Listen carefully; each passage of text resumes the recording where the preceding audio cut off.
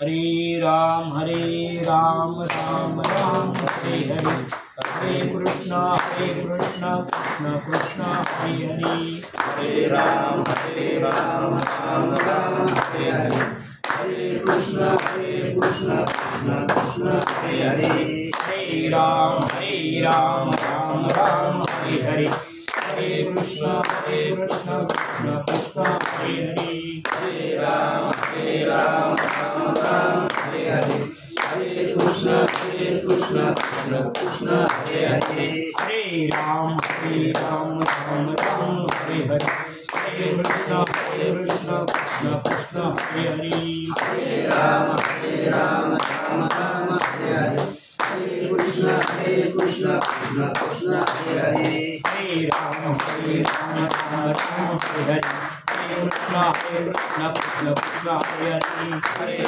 हरे राम राम हरे हरे, हरे कृष्ण कृष्ण हरे हरे, पुंडरीक वरदे हरि विठ्ठल, श्री ज्ञानदेव तुकाराम, पंढरीनाथ भगवान की जय, माऊली महाविष्णव ज्ञानेश्वर महाराज की जय, जगद्गुरु संत तुकाराम महाराज की जय, गरुड भगवान की जय, श्री रामचंद्र भगवान की जय, गोपाल कृष्ण भगवान की जय, बजरंग बली की जय, पार्वती पते हर हर महादेव, अवधूत चिंतन श्री गुरुदेव दत्त वासुदेव हरि हरि।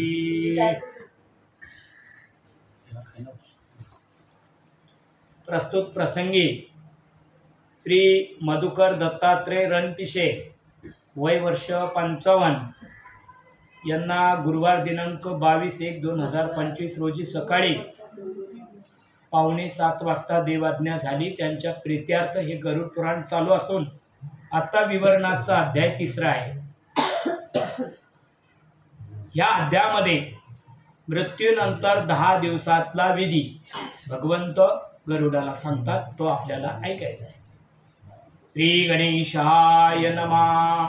पुन्हा गरुडा प्रते भगवंत बोलता झाला प्रीतियुक्त, अगात्र्याक्षा मरण समयात प्राणी मनुष्यात तो जन्मे, तयाने दक्षिणेकडे करुणी मुख भूमी गोमयाने सर्वावी सम्यक, दक्षिणाग्रकुश सकळिक पसरावे देक मानवी, आणि तिळांचे किजे विकरण विधियुक्त गोपी चंदन, शालिग्राम तीर्थे करुण चंदन मिळून सिंचन किजे, तुळशी सर्वांगावरी गारुणी नवछिद्रद्वारी, हेमखंडे ब्रह्मारंदे मुखा भितरी नविस्ताणे, तैशेची नासिकी नेत्रे आणि घालिजे कर्णद्वारे, इतक्या स्थानी उक्त मंत्रे सुवर्ण नरे घालिजे। आणि या 3ऱ्या अध्यायाच्या सुरुवातीला नारायण गरुडाला कथा सांगायला लागले। ज्या वेळेला माणसाच्या देहातून आत्मा जातो त्यावेळेला त्याला दक्षिण उत्तर ठेवावं, अर्थात झोपायच्या वेळेला तुम्ही आम्ही सगळ्यांनी दक्षिणेकडे डोकं करून उत्तरेकडे पाय करायचे असतात, पण मैताचं तसं नाही।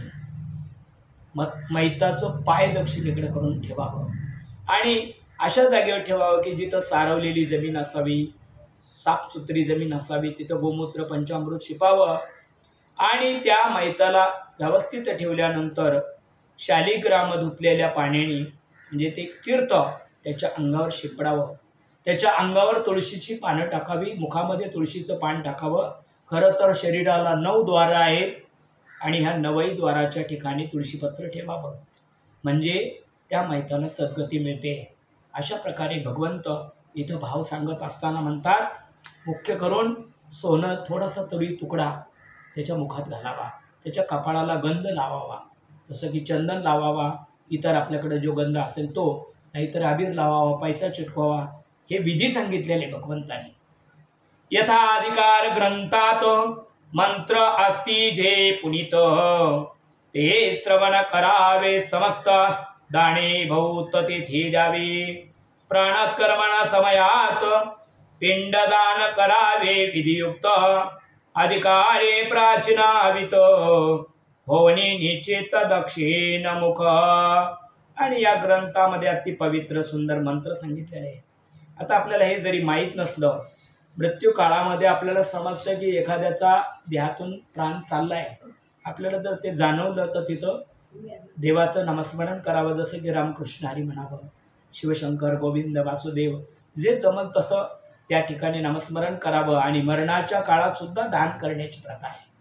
जसं जन्माला आलेलं लेकरू आपल्याला आनंद होतो, पूर्वीच्या काळी राजे महाराजे मुलं बाळ झाल्यानंतर, पुत्र जन्म झाल्यानंतर ते दान धर्म करायचे. मृत्यूच्या समयाला सुद्धा दान आहे. आता ते कसं आहे मी पुढे सांगतो, ऐका. शिवाचे नाव घेऊनी गृहियात वायवे करुणी. शिविकेवरी स्थापुणी दूरदेश स्थानी अनावा. प्राचीनावे ते जो असेल स्वतः बंधू अथवा सपिंडातील. पुत्राने पिंड निर्मळ पंथनामाने विमळ पै द्यावा. चार पिंड खेचर नामान विश्राम स्थानी भूतनामान. पिंड द्यावे विधी करुण ब्राह्मणाने पश्चिमद्वारी. आपल्या आपल्या रीतिरिवाजाप्रमाणे देवाधर्माचं स्मरण करून पिंडदान करावं. आणि मी जे सांगितलं मृत्यू समयाचं दान, ते आपण म्हणाला तर दुःखाच्या वेळेत दान कसं करणार, तर त्याला एक सोपा पर्यायी मार्ग आहे की जसं की मैताच्या उजव्या बाजूला एका सोपामध्ये काही तांदूळ घ्यावे, 4, 10, 20 रुपये दक्षिणा टाकावी आणि किंवा गहू घ्यावे आणि त्याच्यामध्ये त्या मैताचा हात घालून ठेवावा. विधीला मैत काढल्यानंतर मग शीत भरावं. कोणीतरी एखाद्या गरीब ब्राह्मणाला वगैरे ते नंतर देऊन टाकता येतं मोकळ्या वेळेत. त्या मृत्यूच्या समयाचं दान आहे. दुसरं म्हणजे असं की आपण त्याची शिदोरी शिजवतो नाही का, आणि विसाव्याच्या ठिकाणी ते सोडतो, बरोबर ना. ते विसाव्याच्या ठिकाणी ते पण पिंडदान आहे. नंतरचे जे काही नैवेद्य आहे मैताचे ते सुद्धा आपण विसाव्याच्या ठिकाणी पहिल्यांदा दिला पाहिजे. नंतर समशानामध्ये 3 असतात उशा पायथाराला. असं हे विधी भगवंत सांगतात. आणि पिंड आपल्या पूर्वीच्या विधीप्रमाणे, जसं आपल्या संस्काराप्रमाणे आपल्या जसं करतात तसं जुन्या जाणकारांना विचारून ते करावं. याच्या त्याच्या रीतिरिवाजाप्रमाणे हे पिंडदान झालं पाहिजे. उत्तरेकडे क्षत्रियाने, पूर्वेकडून वैश्यदाने, दक्षिणेचे अनुमाने. प्रेत शूद्राने प्रेत काढीजे. चांडालाग्नी चित्ताग्नी वर्ज करावा सुचिकाग्नी. शूद्रपती त्यानी लाज अग्नी वर्जुनी काष्टाग्नी शुद्ध घ्यावा. समशानाची भूमी शोधन करावी शुद्ध गोमयान. उदके समार्जन करुण शुक्ष काष्टाने चित्ता किजे. आणि आपल्या रीतिरिवाजाप्रमाणे मैत ज्या वेळेला चौघजण उचलतात त्या ताटीवरचं, तर त्यावेळेला ते कोणत्या दिशेने नेलं पाहिजे. प्रत्येकाच्या जाती धर्मानुसार आहे. 4 प्रकारचा समाज आपल्याकडे आहे. ब्राह्मण आहे, क्षत्रिय, वैश्य, शूद्र, 4 प्रकारचा समाज आहे. मग त्यापैकी आपण क्षत्रिय आहोत. आपल्याकडं इथं आपल्यावालाच फक्त सांगतो की ज्या आपल्यासाठी करायचं, हिंदू धर्मासाठी, आपल्या क्षत्रिय धर्मासाठी, तर उत्तरेकडे 10 पावलं मैत नेलं पाहिजे. मग तुमची भूमी जर इकडे असेल स्मशानभूमी, मग तिकडून 10 पावलं वळसा घेऊन मग ते मैत त्या मार्गाला न्यावं असं भगवंत सांगतात. पण जिकडं मैत न्यायचं, जिथं ते मैत जाळायचं, ती जमीन झाडून लुटून स्वच्छ करावी, गोमूत्र शिपावं. नंतर ती चित्ता आणि आपण वाळलेल्या लाकडांनी रचतो ती रचावी आणि मग मैत त्याच्यावर विधीसाठी न्यावं. मग होणे उद्गडमुख पेटवावे काष्टे अनेक. सहस्र गंधमाल्याधिक घालुनी सम्यक दहन कीजे. साधकाख्यास पिंडदान करावे आणि शवावते हवन. शवा जेविले पण तिला अर्षपान समिश्रित. भगवंत सांगतात जसं मैताला नवीन कपडे, त्याला काय अजून लागतं तसं एक आपल्यात ते हळद पण लावण्याची प्रथा आहे. त्याची पत्नी मागे असेल तर त्याला हळद पण लावतात ना मैताला. ते सगळं साज शृंगार करून, स्त्री असेल तर तिचा मळवट भरतात आयव स्त्रीचा नाही का, तो त्या प्रकारे करून नवीन कपडे वगैरे वस्त्रलता घालून त्याला मैताचा विधी करायचा आहे. आणि त्यानंतर त्याचं पिंडदानाचा विधी आहे पुढं. मुख्या मुखा माझ्या जावते देवणी मंत्रोक्त शवाप्रते. अग्नी लावणे ऐसे भारती बोलावे निश्चिते प्रेतस्थाने येथे तो उत्पन्न झाला असे आणि एवोनी मनुष्य ध्यासे स्वर्गलोका प्रते जासी तरी आवती सतु घेई. आणि मैताचा जो आग लावायची आहे मैताला तर ती डोक्याखाली लावायची आणि ते मुलाला जास्त अधिकार आहे. मैताला आग लावल्यानंतर तिथं बोललं पाहिजे आपण काय बोलायचं की तुम्हाला इथं मृत्यू लोकामध्ये जन्म मिळाला आता स्वर्ग लोकामध्ये तुम्हाला आणि मोक्ष प्राप्ती मिळावी म्हणून तिथं प्रार्थना करायची. अग्निदेवानं तुम्हाला सद्गती द्यावी असं म्हणून ती डोक्याखाली आग लावायची.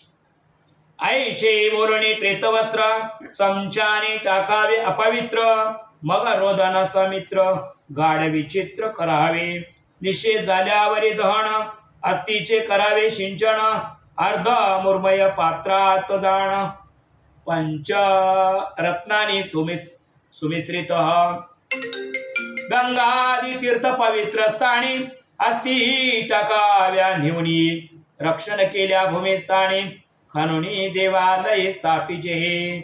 भगवंत सांगतात गरुडा त्या मैताची घरातील जर कपडे असतील शिल्लक तर ती कपडे काय करायची त्याच्या आगीमध्ये पेटवलेल्या अग्नीमध्ये त्याच्या समशनात टाकून द्यायची ती ठेवू नका.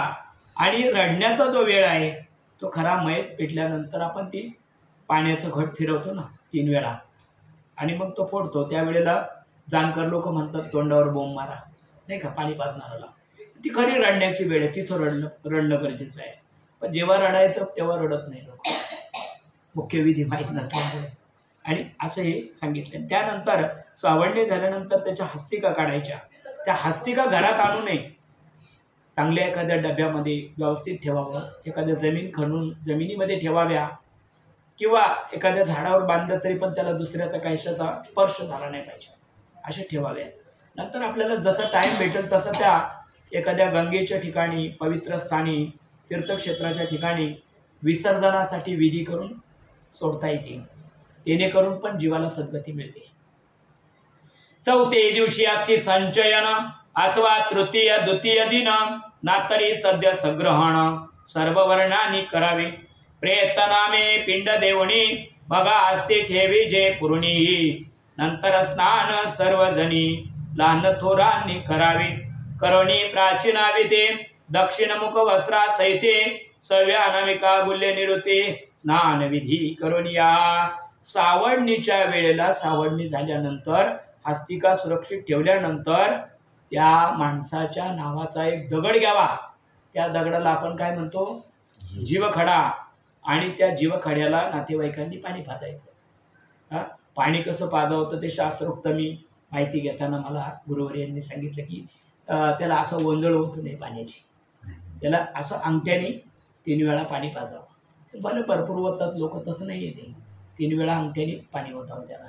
आणि त्यानंतर काय करायचं त्या मैताला त्या जीवखड्याला पाणी पाजल्यानंतर सगळ्यांनी स्नान केलं पाहिजे. खरं तर स्नान केल्यानंतर मग करोणी आचमन त्यासे सपेंडे उदक दान स्थापोनी एक पाषाण नाम गोत्र उच्चार पूर्वक सपिंडाने तिळांजुळी देवणी स्नान तात्काळी करोनी पूर्वभूमी जवळी सबंध मेळी पयावे मग चावणिया निंबपत्र पाय ठेवणी पाषाणावर यावे गृहाप्रती सत्वर हे खगेंद्र हाते दिनी.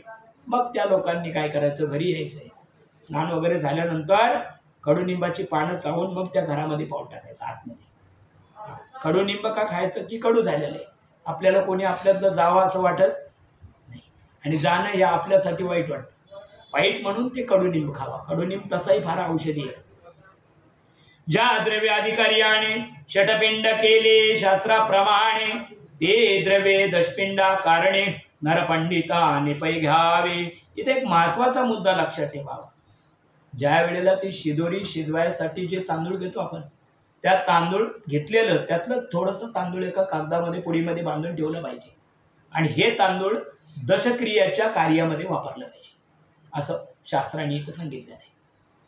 असं गोत्री अथवा सगोत्री जो प्रथमदिनी कर्म करी पुरुष अथवा असो नारे दशार्वर त्याने चिकिजे प्रेतत्वापासोने प्राणी न सुटे नव श्राद्धा वाचुनी द्वादश दिनात केल्या प्राणी पाप तरुणी स्वर्गी जाय प्रथम तृतीय पंचम दिन सप्तम नवम एकादश दान या विषम श्राद्धा लागून अगत्याने आचरावे.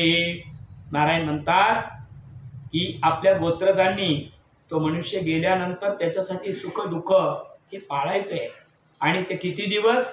तो 10 दिवस. कारण पहिल्या दिवसापासून तो 10व्या दिवसापर्यंत त्या जीवात्म्याचा कुठेतरी पिंडाचा उपज होत असतो. म्हणून त्याचे सुख दुःख पाळायचे. ते पिंडदानाच्या कार्यापर्यंत त्या घरामध्ये शुद्धता नसते, म्हणून सुतक पाळलं जातं. आणि 10व्या दिवशी, 11व्या दिवशी, 12व्या दिवशी, 13व्या दिवशी त्याचे विधी असतात. काहींच्यात 12वा करतात, काहींच्यात 11वा करतात, काहींच्यात 10वा असतो, काहींच्यात 13व्याचा विधी आहे. जो असल ज्या रिवाजाप्रमाणे आलेला आहे परंपरागत, तो नवीन काढू नये, तो जो आहे तोच करावा. जसं की 10वा आहे 10वाच केला पाहिजे. अशा प्रकारे हे केले पाहिजे. याच्यामुळे काय होणार आहे की त्या जीवात्म्याचा कुठंतरी पिंड निर्माण झाला, तो पूर्ण देह निर्माण होणार आहे.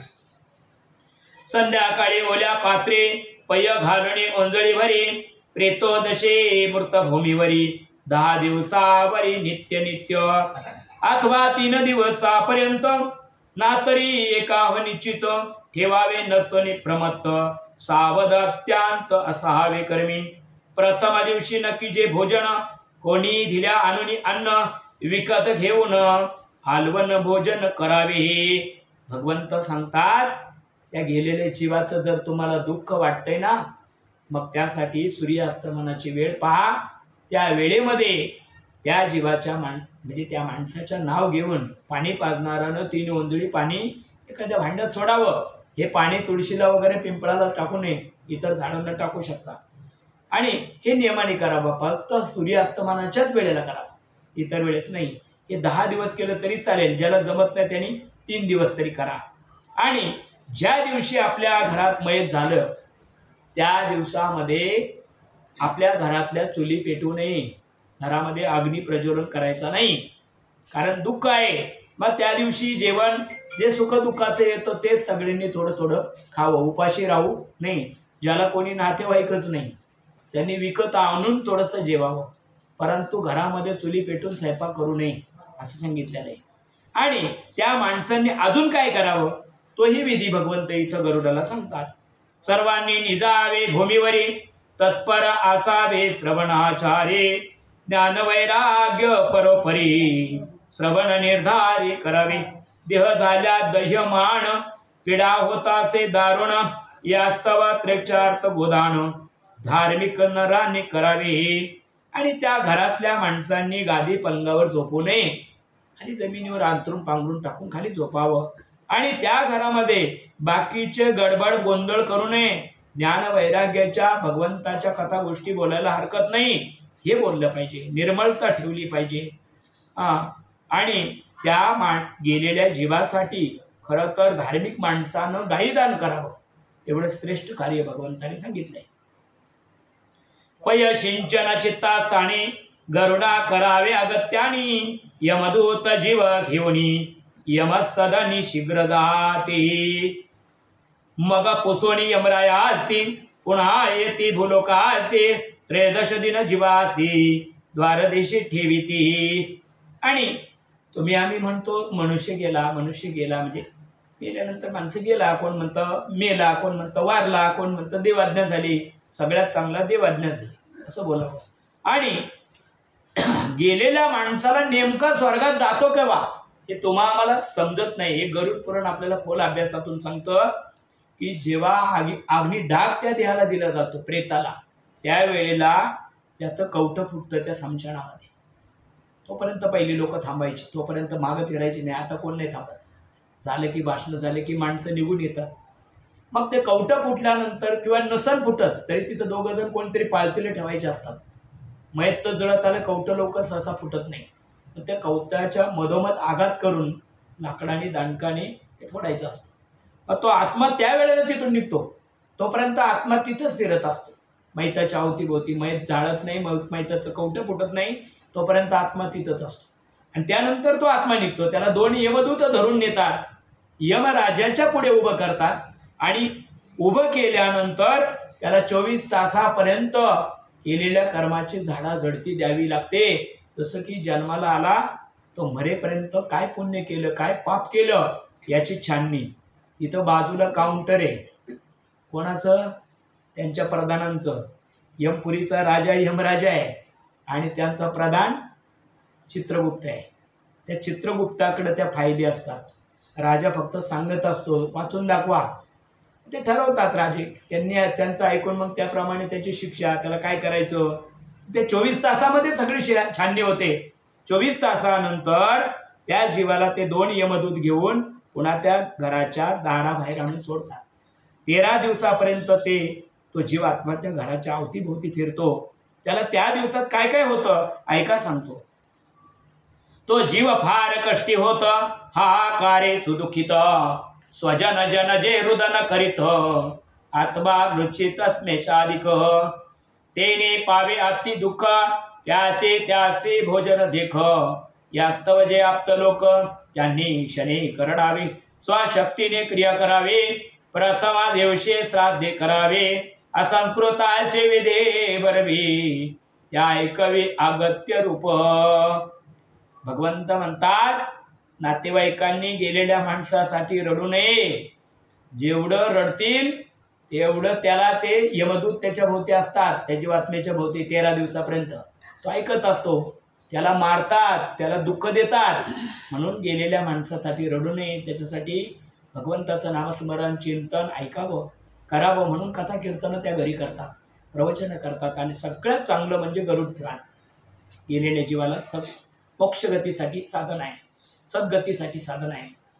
असंस्कृताशे भूमीवरी पिंड द्यावा निर्धारे, संस्कृताशे कुशोत्परी दशपिंड सरपारी पै द्यावा, जेथे दिला प्रथम पिंड तेथेची दिजे इतर पिंड, ती सर्व करावे अखंड, देहरूप पिंड होतशे सुमरणे अथवा दुर्मरणे, प्राणी मेल्या देह पिंडाने, उत्पन्न होतो प्रथम पिंडाने, शिर द्वितीयाने कर्णाक्षी नासिक.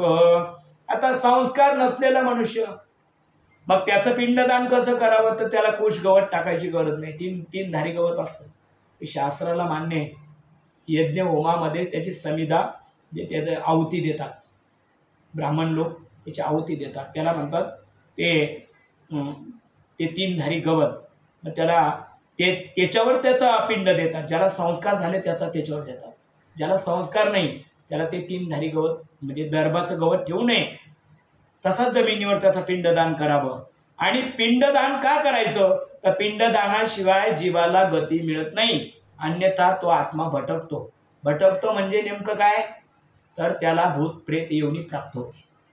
भूत प्रेत योनीमध्ये तो जीवात्मा जातो. पिंडदानाशिवाय त्याला सद्गती मिळत नाही.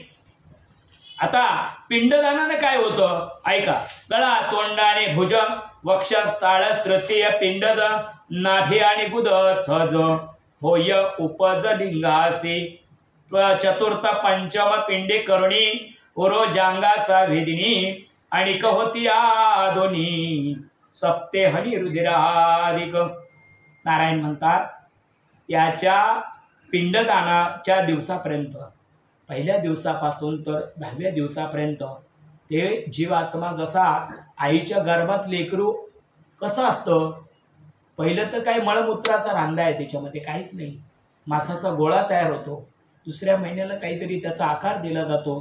3ऱ्या महिन्याला त्याला अजून आकार देऊन नाक डोळे असे एक अवयव तयार एक महिन्याला होतो. गर्भ पूर्ण होतो 7व्या महिन्याला. 8वा महिना वाढीचा आहे, 9वा महिना भूकच आहे, आणि 10व्या महिन्याला म्हणजे 9 महिने 9 दिवसांनी जसं बाळ जन्माला येतं त्याप्रमाणे हे 9-10 दिवसाचं शास्त्र आहे. पिंडदान 10व्याच्या दिवशी का, तर त्याचं कारण त्याचा जन्म आहे त्या दिवशी, म्हणून पिंडदान करतात. पिंडदानाचं असं महत्त्व नारायणी इथं सांगतात. अष्टमा पिंडे देह संपूर्ण, शुदा तृषेचा 9 दिन, 10व्या दिवशी शुदा गण, प्रेत प्राण पावतशे. आता बाय समजते का बघा. 8व्या महिन्याला तो पूर्ण पिंड झाला, 9वा महिना त्याच्या शरीराच्या वाढीचा आहे, 10व्या महिन्याला त्याचा जन्म म्हणजे 9 महिने पूर्ण झाल्यानंतर 9 दिवसांनी बाळ जन्माला येतं. तसं पिंडदानाचं महत्त्व. 10व्या दिवशी पिंडदान करणे म्हणजे त्या देहाला मुक्ती, तो जन्म आहे त्याचा. म्हणून आम्ही पिंडदान नाही केलं तर तो जीवात्मा भूतप्रेत योनीमध्ये भटकतो. आणि 10वा पिंड आपण अन्नाचाच करतो ना, अन्नाचंच पिंडदान आहे का, दुसरं काही पिंडदान आहे का? नाही. त्या अन्नाचा पिंडदान आहे, म्हणजे भुकेचा दिवस आहे. म्हणून कावड्याच्या रूपाने त्या पिंडाला स्पर्शही करणे. नाही शिवला पिंडाला तर तो अधोगतीला गेला असं म्हणतात. आणि शिवला तर त्याला मोक्षगती मिळते. तो रामायणात विषय वेगळा आहे, मला सांगायचा वेळ कमी, आता तोही विषय सांगेल. एकादश द्वादशात भोजन करीतसे प्रेत, यास्तो भुरी भोजन भौत प्रेत प्रेत्यार्थ करावे. 10 दिवसामध्ये आला दर्श, तरी श्राद्धाचा होय अपकर्ष. म्हणून 10 हात कर्महास आमोशेस पूर्ण होत. पित्याचे दिन त्रय उपरी दर्श व्यतिपातला तरी. 10 हात कर्म करी तयवसरी संपादावे. 2 हिंदू झाले असता पुन्हा शवत्व पावे तत्वतः. यास्तो अगत्य खगनाथा प्रेतकृत्य अचरावे. भगवंत सांगतात त्या 9-10 दिवसामध्ये मनुष्य देवाघरी गेल्यानंतर त्या 9-10 दिवसामध्ये जर 10व्याच्या दिवसाला जर आमोशा आली तर आमोशाला पिंडदान करू नये. त्या जीवाला सद्गती मिळत नाही, तो भूतप्रेत योनीमध्ये जातो. एक तर आदल्या दिवशी 9व्या दिवशी पिंडदान करावं, नाहीतर मग 10वा 11व्याला तर करता येत नाही, त्याच्या आत धरता येईल पण 11व्याला नाही. 9व्या दिवशी 7व्या दिवशी चालतं, पण आमोशीच्या आत करावं. आमोशीच्या दिवशी पिंडदान करू नये असं शास्त्राने सांगितलं. प्रेत कृत्यारित विरहित कर्म अन्य न करावे सर्व नेम. हास्यलास्य गीत परम कौतुक संभ्रमन वर्जावा. प्रेत श्राद्ध जी वर्ज ती तुझ कथितो सहज. आशीर्वादाचे नशे काज द्विगुण वर्ज दरबास्ते. स्वास्ते वाचन तथा प्रणव आग्नो करण उचिष्ट सदैव. श्राद्ध आणि वैश्वदेव आव्हान अभिनवन साधिजे. आता घरच्यांनी अजून काय करायचं, तर घरच्यांनी गाणं म्हणू नये, कोणाचं कौतुक करू नये आणि फार इकडल्या तिकडल्या कौतुक सांगू नये, इतर गोष्टी बोलू नये. कोणी जर त्यांच्या पाया पडू लागलं तर ते पाया पडल्यानंतर त्यांना आशीर्वाद देता येत नाही, सुटकात आहे. जेवायला बसलं तरी आव्हान करू नये देवाला. जे आपण जसं देवाला आव्हान करतो की जेवायला या भगवंता, ते आव्हान तिथं दिलेलं नाही. ते पितृदेवाच्याच नावाने घरामध्ये जेवणं खावणं अन्नदान हे सगळं त्या गेलेल्या माणसाच्या नावाचं पुण्य आहे. इथं देवाचं काही नाही, देवासाठी नाही, ते गेलेल्या माणसाला सद्गती मिळावी म्हणून अन्नदान आहे. आणि स्वादा विकर उन्मुखा पितृशब्द मात्र आणि दक्षिणा समग्र पक्क अन्न सार वर्जावे. अन्नाभावे अमान्य द्यावे पक्क अन्न पिंड करावे. ब्राह्मण मात्रासे भरवे इतराशी वर्ज भक्तपिंड. भगवंत सांगतात तिथं कथा पुराण वाचता येतील. अग्नीला आव्हान नाही, देवाला आव्हान नाही. आणि मग ते आव्हान कोणाचं, तर गेलेल्या माणसाचं नाव घेऊन जेवायला हरकत नाही, त्याला ती सद्गती मिळावी म्हणून. दक्षिणा द्यायला हरकत नाही. एखाद्याला गोडधड दुसऱ्याला द्यायचं, घरच्यांनी गोडधड खायचं नाही. दुधा दह्याचे असे पदार्थ गोडधड चांगल्या वस्तू खायच्या नाही का, ते दुखवाटा पाळतोय आपण. म्हणून चहा सुद्धा काळा प्यायचा, तो पण दुधाचा प्यायचा नाही. आणि तसाही दुधाचा पिऊच नाही, शरीराला अपायकारक आहे. आणि मग एखाद्याला काही तुमच्या घरात घ्यायचंच नाही, अन्न नाही खायचं नाही, पाणी नाही प्यायचं, आणि तुम्हाला तर त्याला जर दान करायचं असेल तर त्याला अमान्य दान करावं. अमान्य म्हणजे सुकं तांदूळ पीठ याचं दान. जसं की ब्राह्मण आहे, कोणी शास्त्री माणूस आहे, त्याला खायचं नाही, मग त्याला ते तुम्हाला दान करता येईल. धुपार्थ धुप सर्जरस सूत्रार्थ उर्णा विशेष. प्रेतश्राद्याशी आशेष करुणी स्नाना समग कीजे. जळांजळे उत्तरा उत्तरा वृद्धीने द्यावे निरंतर. प्रेत तृप्त्यार्थ ऐसा आचार गोत्रजी समग्र आचरावा. भगवंत म्हणतात त्यांच्या घरामध्ये धूप दीप जाळला पाहिजे, स्वच्छता सुंदरता ठेवली पाहिजे, फक्त शांतता असली पाहिजे. हा, तिथं गोंधळ असला तर तो नामस्मरणाचा चालेल, बाकी गोंधळ तिथं घालू नये. शांतता असावी, नामस्मरण असावं, गरुड पुराणाचं वाचन करावं. आणि नियमाने सांगितले काय, इथे पाण्याच्या 3 ओंजळी ज्या सांगितल्या त्या संध्याकाळी सूर्यास्तमानाच्या वेळेला त्या माणसाच्या नावाने नक्कीच एखाद्या भांड्यामध्ये सोडाव्या. सपिंड जाती सभोजन प्रेत तृप्त्यार्थ करावे आपण. तेने घडे परम कल्याण गरुडाचा निचे मृत प्राण कर्मणापासून 10 दिवसाचा वेदी आपण गरुडाचे श्री भगवान निरूपण करीता झाला ऐसा आचार मनुष्याने करुणी पाविजे कल्याण ऐशे सांगे सुत पुराण विठ्ठल सुत माधव म्हणे. आणि भगवंत सांगतात मृत्यू दिवसापासून तर 10व्या दिवसापर्यंतचा विधी भगवंताने गरुडाला या अध्यायामध्ये सांगितला. या सांगितल्याप्रमाणे जर माणसानं त्याचं आचरण केलं तर गेलेल्या माणसाला 100% सद्गती मिळेल असं भगवंताने इथं या 3ऱ्या अध्यायामध्ये कथा सांगितली. इति श्री गरुड पुराणे प्रेतकल्पे गरुड नारायण संवादे दशामदेन कृत्य कथनम नाम 3य श्रीकृष्ण चरणी अर्पणमस्तु. शुभं भवतु श्रीरास्तु. हरि ओम शांति शांति.